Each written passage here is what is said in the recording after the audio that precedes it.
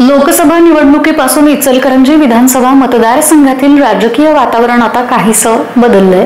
2019च्या विधानसभा निवडणुकीत काँग्रेसला सोडचिठ्ठी देत अपक्ष निवडणूक लढवून आमदार झालेले प्रकाश आवाड यांनी भाजपामध्ये आता प्रवेश केल्याने पक्षातील जुने कार्यकर्ते नाराज आहेत।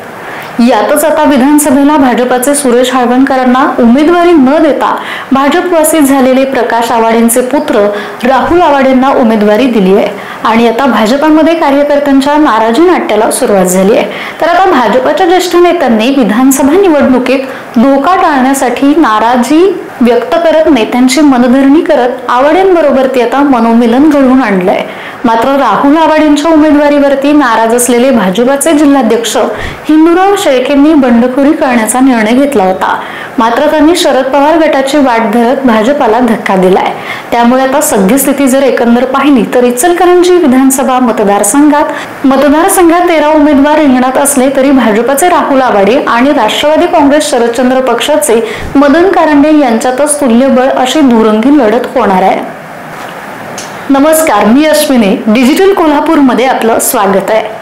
सद्यस्थितीला इचलकरंजी विधानसभा मतदारसंघामध्ये मोठी चुरस पाहायला मिळते। बेरजेच्या राजकारणावरती भर देऊ लागलेल्या भाजपाचे इचलकरंजीतील निष्ठावंत आणि नवोगतांचे मनोमिलन नाट्य चांगलेच आता रंगतदार बनत चाललंय।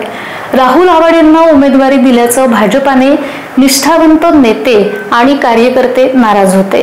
विधानसभेला दगाफटका होऊ नये यासाठी या नेत्यांचे मनोमिलन करण्यासाठी प्रदेशाध्यक्ष चंद्रकांत बावनकुळेंनी इचलकरंजीत येत नाराजी नेत्यांची समजूत काढत भाजपामध्ये प्रवेश केलेले प्रकाश आवाड आणि माजी आमदार सुरेश हाळवणकरांच्यात समेट घडवून आणलाय। हे नाराजी नाट्य आता रंगतदार होत असतानाच भाजपाचे माजी जिल्हाध्यक्ष हिंदूराव शेळकेंनी बंडखोरी करण्याचा आता निर्णय घेतलाय। त्यामुळे भाजपाच्या गोठात अस्वस्थता पसरली आहे। मात्र आता शेळके यांनी शरद पवारांची साथ देत भाजपाला मोठा धक्का दिला। त्यामुळे आता राष्ट्रवादी शरदचंद्र पवार पक्षाचे उमेदवार असलेले मदन कारंडेंना शेळकेंच्या राष्ट्रवादी प्रवेशाने आता बळ मिळाले। त्यामुळे राष्ट्रवादी शरदचंद्र पवार पक्षाचे उमेदवार मदन कारंडे यांच्या दृष्टीने ही आता जमेची बाजू मानली जाते। भाजपाच्या नाराजी नाट्यावरती आता पडदा पडला असला असं मानलं जात असलं तरी सुद्धा आता प्रकाश आवाड आणि आवाडेंचा प्रवेश भाजप कार्यकर्त्यांना रुचलेला नाहीये। भाजपाचे कार्यकर्ते आणि नेते या विधानसभा निवडणुकीत प्रचारात दिसत असले तरी ते आवाडेंना धक्का देणार अशा आता राजकीय वर्तुळामध्ये चर्चा रंगताना आपल्याला दिसतात। त्यामुळे आता निवडणूक जसजशी जवळ येईल तशी गणितं बदलत गेल्यास इचलकरंजी मतदारसंघात धक्कादायक निकाल लागू शकतो, हे मात्र आता आपण नाकारू शकत नाहीये।